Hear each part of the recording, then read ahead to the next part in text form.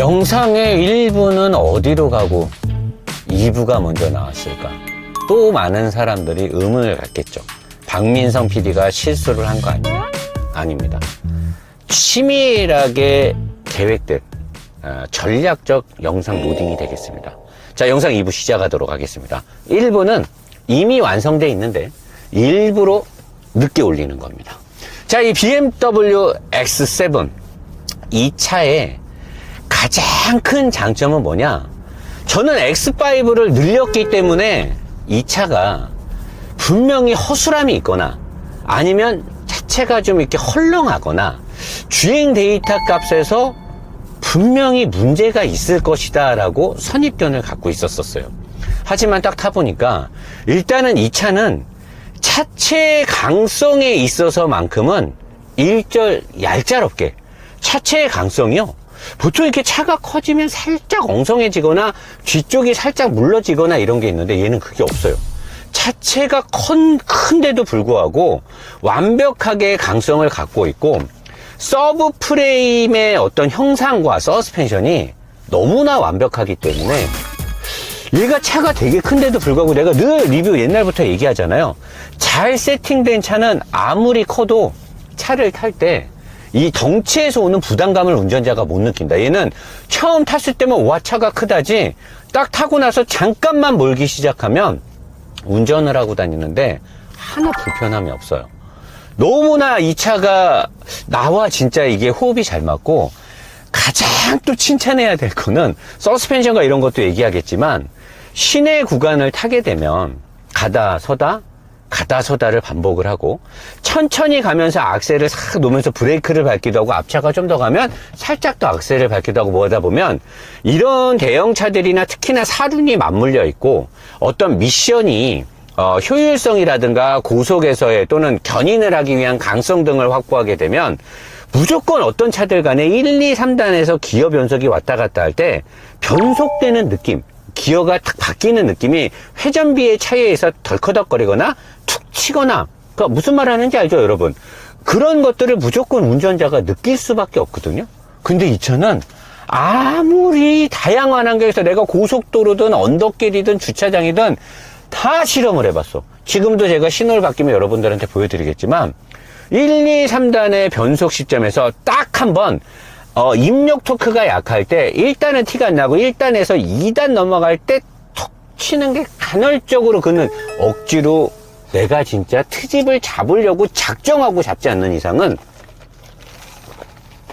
이 차는 어떤 상황에서도 미션이 어리버리를 깐다거나 1, 2, 3단에서의 변속 느낌, 이거는 X5도 피하지 못했던 거거든요. 다른 BMW 7 시리즈도 마찬가지고 그 어떤 좋은 차들도 낮은 속도에서 가다 서다를 반복하거나 슥 쓰려고 하는데 내가 갑자기 악셀을 살짝 더 밟거나 악셀에서 갑자기 브레이크를 밟거나 하면 무조건 변속의 느낌이 운전자가 느낄 수밖에 없는데 얘는 그게 없어요. 고속주행에서는요, 제가 일부에서 얘기하는데 고속주행에서는요 미션이 없는 차 같아요. 전기차처럼 엔진에서 생성된 회전과 힘이 미션을 거치지 않고 바로 바퀴로 가는 것처럼 미션이 아예 없는 차처럼 느껴져요. 그 정도로 이 차가 이 ZF8단을 세팅을 어마어마하게 했는데 이거는 나만 느낀 것 같아서 내가 박 팀장한테 차를 내주면서 미션을 아주 세밀하게 봐라, 철저하게 미션을 분석하라 그러는데 박 팀장도 저랑 똑같이 얘기를 해요. 미션이 어마어마하다. 자, 지금 살살 가요? 싹 출발하고 가는데 지금 미션이 바뀌었는데 몰라, 안 느껴져. 원래 이 속도에서 가면 뭐든지 느낌이 와야 돼. 자, 브레이크 싹 밟았어? 다시 악셀 밟어? 다시 브레이크 밟어? 지금 상황에서 변속이 왔다 갔다 했거든요. 1, 2단을 이렇게 가면 무조건 왔다 갔다 해야 돼. 없어요. 가족들을 태우든 누구를 태우든 아무리 성격이 지랄맞고 까탈스러운 여자친구를 태워도 울컥거림 때문에 지랄은 좀 너무했고 울컥거림 때문에 오빠 좀 차이 그런 건 말은 나올 수가 없어요. 나는 이 차에서 가장 칭찬할 건 너무나 많은데 그 중에 단연을 미션이에요. 근데 얘네가 이 미션을 새로 만들었냐? 아니에요. 원래 있었던 8단 미션 토크 100 정도를 대응할 수 있었던 원래 있었던 미션 7 시리즈니 뭐 제가 지금 타는 차에도 또는 롤스로이스에도 컬리넌에도 다 들어간 미션이에요. 근데 어떻게 이렇게 세팅을 했는지 모르겠어요. 이게 저는 이거에 대해서 좀 궁금해하고 좀 추측을 해보는 게, 휠베이스가 길어지면서 드라이브 샤프트가 길어지면서 사륜으로 앞으로 나가는 거하고의 여기에서 궁합을 찾았던가, 아니면 미션의 위치를 더 내리면서 이 원래는 드라이브 샤프트가 약간 대각선으로 내려가고 앞으로 가는 드라이브 샤프트도 원래는 약간 각도가 있는데 이 각도가 해결이 되면서 이게 해결이 된 건지, 아니면 더 높은 중량으로 이걸 깔아뭉개기 때문에 가능한 건지, 아니면 소프트웨어 미션의 엔진의 어떤 궁합을 세팅하는 엔지니어들이 계속해서 뽕을 맞으면서 완전히 환상 속의 환각 속에서 이걸 세팅했는지 모르겠는데, 미션의 세팅이요, 이건 진짜 내가 지금까지 리뷰했던, 내가 더 빨아주고 싶고 더 좋아했던 포르쉐나 페라리를 다 제끼고, 벤츠니 뭐 아우디 Q7 칭찬했었잖아요. 그냥 다 제껴. 아예 다 넘사벽이라고 봐도 돼요. 얘에 들어간 미션은요, 베스트 오브 베스트입니다. 내가 지금까지 리뷰했던 모든 차를 망라하고 최고의 미션 세팅. 그러니까 최고의 미션은 아니에요. 왜냐, 이 미션은 이미 다른 차에도 다 들어갔어요. 근데 이 차의 중량과 드라이브 샤프트의 길이와 사륜의 세팅과 롤스로이스 컬리넌에서 분명히 고급진 어떤 데이터를 컨닝했을 것 같은 의심적인 합리적인 의심 등등을 다 봤을 때 너무나 세팅을 잘했고, 340마력의 47토크를 세팅을 했는데, 사람들은 그래요. 저 차가 중량이 있는데 340마력 직렬 6기통 3000cc 가솔린 갖고는 좀 부족하지 않을까? 폭발적인 힘은 안 나와요. 근데 누가 이 대등치를 타고 누가 폭발적으로 칼질하고 다닐 거예요? 근데 또 이따 와인딩 가면 또 미친 듯이 칼질이 돼요. 미쳐버리는 거예요. 이 등치가 칼질이 돼요, 또. 근데 그렇게 안 달리잖아요. 얘에 들어가 있는 340마력과 3000cc와 47토크는 어떠한 상황에서도 힘이 넘치진 않아요. 부족하지 않고, 토크 위주 세팅을 해가지고 터보의 의존도를 통해서 마력으로 밀어제끼는 게 아니라 NA빌에 가깝게 해서 토크 위주로 미션과 궁합을 딱 맞췄는데, 미션이 이게 저속에서, 내가 지금 시내에 있는 이유가 있어요. 여러분들한테 이걸 보여주려고 시내에 있는 건데, 저속에서 움직일 때 맞춰지는 이 세팅 값이 고속과 항속에서의 효율성하고도 연관이 있는 거거든요. 그래서 토크 컨버터에서 슬립을 허용하면서 그러니까 토크 컨버터에서 엔진에서 나오는 출력을 토크 컨버터를 통해서 미션에 주고 미션에서 바퀴로 가는데, 부드럽게 하려면 토크 컨버터에서 슬립을 허용해 줘야 돼요. 슬립을 허용한다는 거는 입력 토크를 슬립을 통해서 분산을 시켜야지만 부드러워진단 말이에요. 그러려면 슬립을 통해서 동력은 손실이 온다면, 동력 로스 손실이 오게 되는데, 얘는 그 손실을 어떻게 잡았는지 모르겠는데 동력에 대한 손실이 별로 없어요. 그래서 고속도로나 간선도로나 국도 등을 탔을 때 기가 막히게 연비가 나옵니다. 보통 가다서다를 반복하고 하게 되면 손실 때문에 연비가 줄어들게 되는데, 얘는 거기에 따른 연비 저하가 없고, 지금도 찔끔 이렇게 가고 있잖아요. 미션에 대한, 또는 엔진이 낮은 RPM으로 돌았을 때 어떤 조금이라도 기계적으로 뭔가 이 완성도가 떨어지거나 뭔가 회전이 매끄럽지 않다라는 건 아예 있지가 않습니다. 정말 나는 되게 신기해요. 어떻게 차를 이렇게 세팅하지?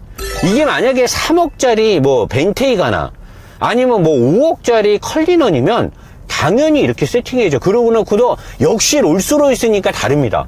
역시 3억짜리 벤테이가는 다릅니다. 라고 그렇게 감탄사가 나가야 되는데, 얘는 X5보다 불과 2천만 원이 비싼 차잖아요. 근데 X5보다 옵션에서는 뭔가를 뺐을 수는 있겠지만 의자의 구성이라든가 전체적인 시스템이 너무 좋은데, 근데 어떻게 이렇게 세팅을 했냐 이거죠. 더군다나 여기에 들어가 있는 에어매틱은 X5가 지금까지 썼던 에어매틱의 세팅 값하고는 달라요. 덜컥거림이 없어요. X5는요, 운전의 재미에 포커스가 있어요. 그래서 사람들이 늘 저한테 물어보잖아요. 노사장님, Q7 사야 돼요? 레인지로버 스포츠 사야 돼요? GLD 사야 돼요? 뚜아렉 사야 돼요? X5 사야 돼요? 내가 늘 물어보면 제가 늘 한결같이 하는 말이, 앞좌석에 2명이 제일 중요하다. 뒷좌석엔 사람 안 태운다. 운전의 재미가 더 중요하다. 무조건 X5를 사라. 가족과 함께 탈 거면 승차감이라든가 컴포트라든가 주행 안정성을 잘 잡아놓은 Q7을 사라. 거기에 험로 주파성까지 좀 생각하고, 기름은 좀 많이 먹고 구닥다리 엔진 미션이지만 랜드로버가 만드는 정통 4륜구동의 주행 데이터 값이 있는 걸 사고 싶으면 레인지로버 스포츠를 사라. GLE는 요새는 예전에 비해 좀 하지만 GLE도 부드러움은 끝이 없다. GLE를 사도 된다. 막 이런 식으로 얘기하는데, 왜 내가 X5는 재미를 위해서만 사라 그랬냐? 모든 주행 데이터 값이 스포츠성에 포커스가 맞춰져 있었단 말이에요. 근데 얘는 그렇지 않아요. X5가 갖고 있는 스포츠성에서 제가 봤을 때는 한 20-30% 정도를 포기한 것 같아요. X5보다는 결코 스포티하지 않아요. 왜? 중량도 더 많이 나가고 차도 더 크고 옵션이라든가 뒷좌석까지의 이 휠베이스가 있기 때문에 X5보다 스포츠성은 약 20-30% 정도 떨어진 것 같은데, 다목적성이라든가 주행의 안정감이랑 이 에어매틱이요, 보통은 살살 다니면서 이런 돌출된 데를 툭툭 치거나 좀 이렇게 좀 안 좋은 노면을 가거나 이게 빠르게 항속을 했을 때 에어매틱이 기가 막힌 승차감이 나. 원래 에어매틱은 승차감을 위주로 만들어진 이 스프링, 에어 스프링이기 때문에 막 과격하게 되기에는 맞지 않아요. 하지만 고속으로 항속을 할 때도 좋죠. 안정감 있게 달릴 때는 에어매틱은 무조건 좋단 말이에요. 근데 얘는 안정감 있게 달리는 것 플러스 이렇게 달리면서 잡아줬을 때도 X5처럼 빠르게 잡는 게 아니라 쓱 이렇게 잡아요. 쓱 이렇게 잡고 이렇게 차선 변경을 하다 딱 잡으면 엑스 드라이브를 통해서 앞에서 드르르 끌어주는 느낌이 나면서 쓱 잡는단 말이에요. 그리고 울퉁불퉁 파인 데를 빨리 달릴 때는 에어매틱은 무조건 좋게 잡는데, 얘는 살살 달릴 때도 툴툴거리는 거 없이 기가 막히게 세팅을 했어요. 그래서 나는 박 팀장하고 하체오리기를 할 때 내가 예전에 봤던 X5는 에어스프링하고 댐퍼를 분리시킨 걸로 기억을 했는데, 얘가 일체형의 에어매틱을 넣으면서 이거를 사로잡은 거 아니냐는데, 내가 이 앞전에 리뷰했던 X5도 내가 하체오리기를 봤더니 얘랑 똑같은 일체형을 썼어. 근데도 달라. 중량 플러스 휠베이스 플러스 세팅 값이 바뀐 것 같아요. 특히나 이렇게 낮은 속도에서 속도를 줄이고 이런 데를 이렇게 갈 때 간혹 이런 데 툭툭 치고 갈 때, 이런 데 유철 구간을 갈 때 원래 에어매틱이 살짝 대부분은 좋은 승차감을 주지만 간헐적으로 털리는 느낌을 줘야 되는데, 얘는 간헐적으로 털림이 없는 거예요. 그러니까 나는 이 차를 타면서 계속해서 감탄사가 나오는 게, 미션이 간헐적이거나 가끔 사실 실수해도 되거든. 아무리 제조사가 잘 만들어도 부드럽게 하기 위해서나 고속이나 견인 능력을 강하게 하기 위해서는 분명히 손해보는 구간이 있어야 된단 말이에요. 근데 얘는 미션이 그게 없어. 거기에다가 이 에어매틱이 모든 구간을 절대로 만족시킬 수 없단 말이에요. 에어매틱은 무조건 승차감 위주로 최우선 세팅을 하기 때문에 고속에서 불안하거나 또는 낮은 속도 구간에서 급변하는 이 높낮이 구간이나 이 바퀴가 좀 세게 움직일 때는, 위아래로 세게 리바운딩과 이 프레싱이 있을 때는 어떠한 구간에서든 툴툴거리면서 약간 털리는 느낌이 있어요. 그 댐퍼가 나간 차들을 탔을 때 그런 느낌이 있는데, 얘는 아직까지 내가 지금 6일째 타고 있거든요. 장거리도 갔다고 뭐 진짜 모든 환경을 다 탔단 말이야. 없어요. 그게 안 나오는 거야. 미치겠는 거. 브레이크를 밟았을 때 마지막에 그윽거린다 소리가 났는데, 그거는 사실 모든 수입차나 제네시스도 마찬가지고, 아마 세팅의 차이이거나 아니면 뭐 브레이크가 마모율이 일정치 않아서 그런지 모르겠는데, 지금 제가 타고 있는 차는 브레이크를 밟을 때 마지막에 소리가 나지도 않을 뿐더러 마지막 쓸 때 그윽 나는 소리가 안 나요. 나면 제가 그거를 지적하겠는데, 일단 이 차는 안 나고 있고, 현재 이 차에 들어가 있는 브레이크 시스템은 제가 몇 달 전에 리뷰했던 BMW M4 새로 나온 거에 들어가 있는 완전 풀 엘렉트릭 전자 시스템의 브레이크가 들어가 있는데, 얘는 내가 브레이크를 밟는 압력만을 계산해서 브레이크를 때리는 게 아니라 ECU, TCU, 브레이크 모듈에 관련된 센서들이 이 차의 속도와 제동거리 등을 다 계산을 해서 브레이크 캘리퍼가 디스크를 잡는 압력이 같이 어시스트를 준단 말이에요. 그래서 약간 내가 세게 밟는 것보다 더 세게 밟을 때도 있어요. 진짜 급브레이크를 때릴 때 정말로 서야 되는데 내가 만약에 세게 안 밟아도 얘가 더 세게 잡아줄 때도 있고, 약간 그러니까 이질적인 게 있는 겁니까? 근데 이질적이진 않는데 전자시계의 도움을 받아요. 그래서 브레이크 느낌이 이 하이드로백이 있는 일반적인 브레이크랑은 약간 다른데, 이게 일률적이지 못한 느낌을 줄 수는 있을 거예요. 근데 저는 지금 운전을 5일째, 6일째 하면서 일률적이지 못해서 이질감이 든다라는 건 사실 그건 너무 억지인 것 같고, 좋은 건 풀 브레이킹을 때렸을 때, 이따 제가 하겠지만, 풀 브레이킹을 때렸을 때 기가 막힌 제동 성능이 나와요. 원래 얘가 갖고 있는 디스크의 크기나 포피 캘리퍼의 크기나 패드 단면적을 봤을 때 브레이크가 살짝 부족할 것이요. 요 정도 등치의 요 브레이크는 안 될 것인데, 근데 브레이크를 딱 밟아보면 ABS가 너무 세게 밟으면 바퀴가 잠기면서 ABS가 들어오죠. 근데 얘는 내가 너무 세게 밟더라도 ABS가 들어오지 않게끔 디스크가 잠기기 직전까지를 캘리퍼로 물어버려요. 그래서 수시로 돼지 멱을 땁니다. 하면서 난리가 나면서 차를 세우는데, 얘는요 타이어 깎아먹기 진짜 좋아요. 이 등치를 가지고 코너링 칼질을 한다? 안 될 것 같죠? 칼질이 되고요, 코너링을 과격하게 들어갈 수 있고, 수시로 엄청난 제동 성능으로 브레이크를 밟으면서 타이어를 굉장히 쉽게 깎아먹을 수 있어요. 그래서 이 차는 사실 원래 차의 목적성으로 봤을 때는 사계절 타이어를 끼우는 게 맞는데, BMW에서는 이 차의 성능을 고려 그냥 썸머 타이어를 꽂았어요. 승차감용, 그것도 고성능도 아니고 승차감용 썸머 타이어를 끼워서 부드럽게 타이어 그냥 값 아끼지 말고 네 마음대로 타세요. 그리고 타이어 값은 고객이 알아서 할 몫입니다. 그래서 저는 이 차주의 차주분들은 겨울철 들어갔을 때 윈터 타이어를 끼셔야 될 겁니다. 얘가 지금 갖고 있는 타이어는 겨울에 아마 상당히 미끄러울 것으로 예상이 되고요. 브레이크를 잡았을 때 좀만 빨리 가다 브레이크를 딱 잡으면 어쩔 때는 왜 브레이크가 살짝 밀리면서 잡히니까, 얘는 순순히 내가 브레이크를 밟는 만큼 무조건 내 말을 듣진 않아요. 지가 어느 정도 계산을 해요. 그래서 브레이크를 때릴 때 약간 왜 브레이크가 내가 밟는 만큼 확 안 쓰지? 왜냐면 그렇게 꽉 잡아야 되지 않을 때는 브레이크를 그렇게 꽉 잡지 않아요.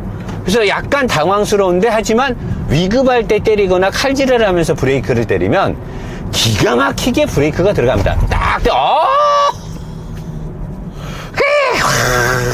좀 전에는 이와 비슷했을 때 살짝 밀리는데 지금은 앞차가 가까우니까 얘가 분명히 그걸 계산하는지 어쩌는지 모르겠는데, 브레이크를 밟을 때 너무나 아름다운 브레이크 성능이 나와요. 자, 이제 속도를 올려서 가기 시작하면 이렇게 원래 급가속을 할 때도 변속에 대한 충격이라든가 기어 단수가 바뀔 때 턱턱 치는 게 있어야 되는데 그게 없고요.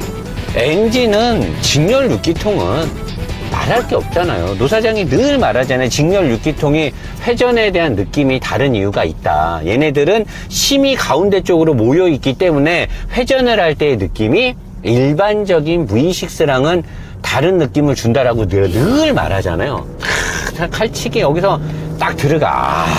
기가 막혀. 스테빌라이저가 두꺼운 것 같아서 억지로 꽉 잡을 것 같은데, 얘는 두꺼운 스테빌라이저가 얘 중량을 못 이기기 때문에 네 바퀴의 캐퍼시티에 독립성을 그대로 유지합니다. 그래서 내가 좋아하는 차선 변경을 하던 코너를 돌든 이랬을 때 충분히 눌리면서 차의 고동이 왔다리 갔다리 하면서 서스펜션과 댐퍼 스프링을 가지고 충분히 각 바퀴의 서스펜션의 독립성을 보장해주는 인디펜던트가 되고 있는 거죠. 각 바퀴가 다 독립을 해버린 거예요. 이런 차가 진짜 재밌는 차인데 굳이 이런 대형 SUV에 이렇게까지 할 필요가 있었을까?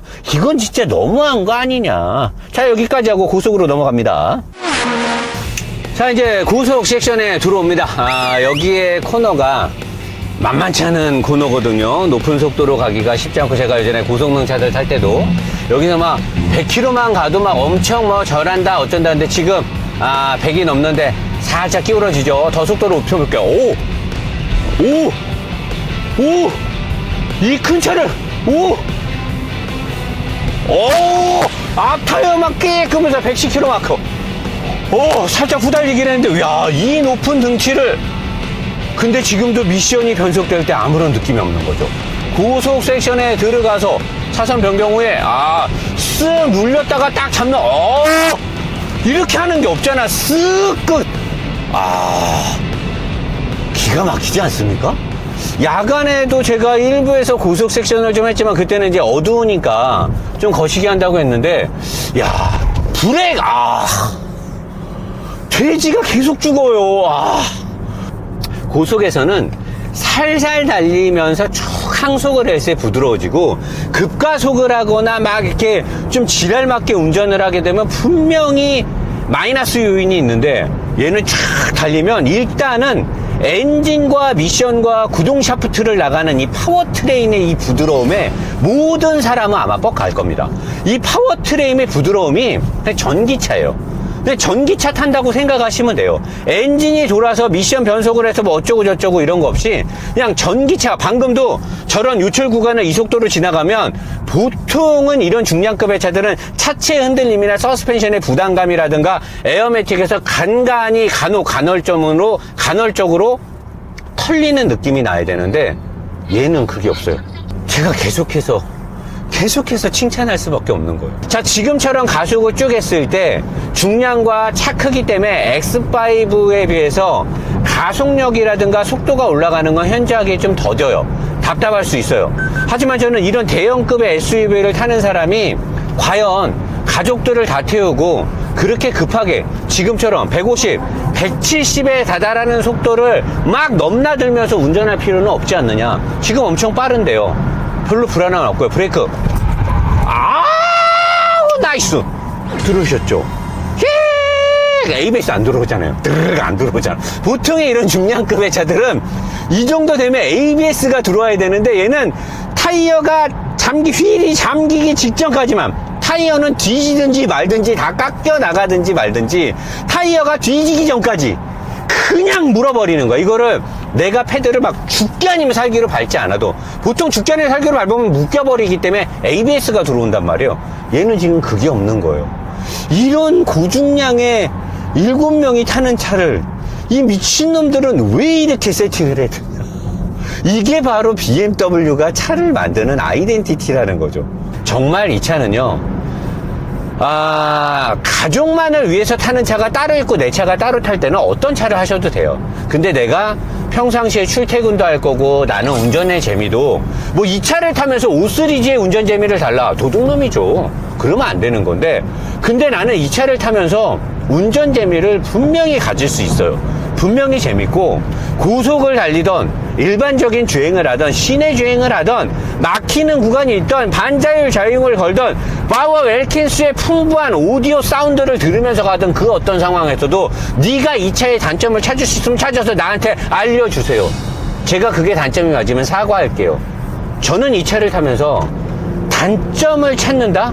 또는 나는 두 대를 따로따로 가용할 수 없기 때문에 한 대로 가야 된다, 이거를 대체할 수 있는 차는 전 세계에서 없을 거다라고 확정 지을 수 있어요.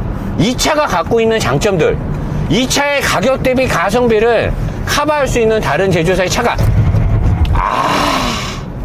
경이롭다. 경이로운 브레이크 성능, 이 차를 대체할 수 있는 차 아마 쉽지 않을 겁니다. 아예 없을 거예요. 사실 이 급의 차를 타고 와인딩에서 조질 필요가 없지 않을까요? 라는 질문이 몇 명 있었어요. 근데 얘는 보여줘야 돼.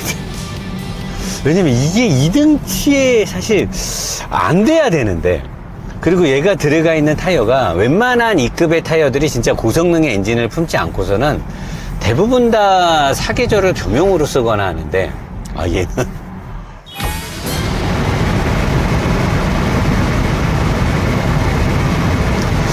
자, 와인딩에 들어왔는데 신호를 뚫고 신호를 잘 받아서 와인딩의 진입 속도가 높아요. 오, 앞바퀴의 엑스드라이브, 바깥쪽 바퀴의 구동력 전달 나이스입니다. 바깥쪽의 구동력으로 차가 미끄러지는 걸 막기 위한 노력이 도드라지게 보이고 있었습니다. 끝장나네요. 에어매틱을 어떻게 이렇게 세팅을 했지? 에어매틱을 이렇게 세팅하는 게 쉽지 않은데, 에어매틱 세팅이 너무나 기가 막혀요, 진짜. 이 속도에서 이 등치를 가지고 진짜, 이게 뭐 막 날아가는데 차가 미끄러지질 않아, 이게. 악셀을 밟으면서 나이스 토크 벡터링 들어오면서 속도를 제어해주고 있어요. 더 미끄러질 수 있는데 차가 미끄러짐을 허용하지 않고 있어요. 나이스. 안전하게 가겠다는 거죠. 브레이크 나이스고요. 안전벨트 너무 꽉 쥐어서 뽕 빠지게 생겼어요, 지금. 야, 뒤집니다. 자동으로 브레이크가 걸리는데? 자동으로 막 쓸라 그래? 너는 왜 나는 악셀을 밟았는데 네가 왜 마음대로 쓰고 그래? 괜찮아 형아 믿고 프락셀. 이 정도면 충분하지 않을까요? 이 등치의 코너링 주파 속도가 90km가 넘었어요. 말이 됩니까? 아까는 살짝 100km가 넘었던 것 같아요. 역시 BMW는 뭘 만들어도 미친 새끼들이다. 이 새끼들은 미친 새끼들이. 어떻게 이런 차를 이렇게 세팅을 하란 거나. 미친놈들 아주 그냥. 그러니까 3시리즈가 그냥 재밌다고 노사장이 늘 칭찬하고 5시리즈의 박 팀장 말대로 바란스. 참 싼마이 발언이죠. 바란스. 밸런스라고 해야 되는데 그 양반이 참 입이 좀 싸요. 바란스가 잘 맞아가지고 앞뒤에 바란스가 잘 맞아가지고 차가 기가 막히게 가는 거죠. 얘가 이 mass on the 스프링 아래 질량이 확실히 가볍다는 게 느껴져요. 바퀴가 눌리고 올라가고 왔다 갔다 할 때 가볍게 바퀴가 이게 라이트의 박서들의 주먹이 왔다리가 이것은 입에서 나는 소리가 아니에요. 바람을 가르는 나의 반지 이런 느낌으로 이게 왔다 갔다 하는 거죠. 기가 막힙니다. 이거 나는 차를 잘못 산 건가? 원래 이거를 사갖고 캠핑을 했어야 되는 건가? 근데 그러기엔 좀 비싸죠, 차가. 근데 차 진짜 나이스네요. 진짜 나이스네요. 자, 이렇게 잘 만들어진 차 어디서 사야 된다고요? BMW 삼천리 모터스 안양 지점입니다. 제가 1부 마지막에 여러분들은 다시 지금 1부로 가야 되는데 1부 마지막에 안양 지점에서 차를 살 때 여러분들이 받는 혜택을 넣어놨어요. 노사장이 받는 혜택 없습니다. 단 1원도 단 10원도 지원 없이 저는 있는 그대로의 리뷰를 제작하는 거에 포커스를 두고 삼천리 모터스 안양 지점과 제휴를 맺었고요. 그 모든 혜택들 그렇게 해서 광고가 돼서 잘 팔리는 삼천리 모터스 안양 지점은 뭘 어떻게 할 거냐? 그 모든 혜택을 소비자한테 드리기로 했으니까 1부의 마지막을 보시면 삼천리 모터스 안양 지점에서 차를 샀을 때 여러분들이 어떤 혜택을 받는지가 디테일하게 나가 있고요.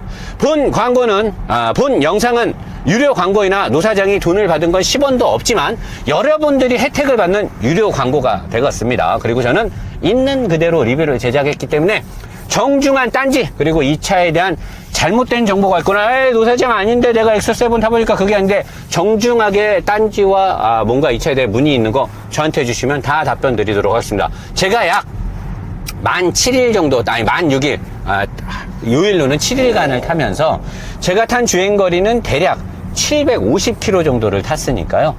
여기에 대해서 뭐 딴지 걸고 싶거나 물어보고 싶은 거 있으면 저한테 댓글 달아주시거나 제 거 카톡 밑에 나가죠. 저희 회사 메일 주소 나가죠. 보내주시면 제가 친절하게 답변 드리도록 하겠습니다. 뭐 있는 그대로 리뷰를 했기 때문에 여기까지 하고 하도 세게 갈 때 기름을 다 써버렸네요. 기름 넣으러 가야 되겠습니다.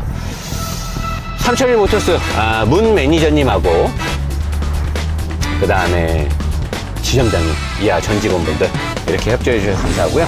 삼천리 모터스에서 차량 문의는 누구한테 해야 된다? 문 매니저님한테 하면 되겠습니다. 문 매니저님한테. 그리고 거기 전시장도 전화하셔도 되고.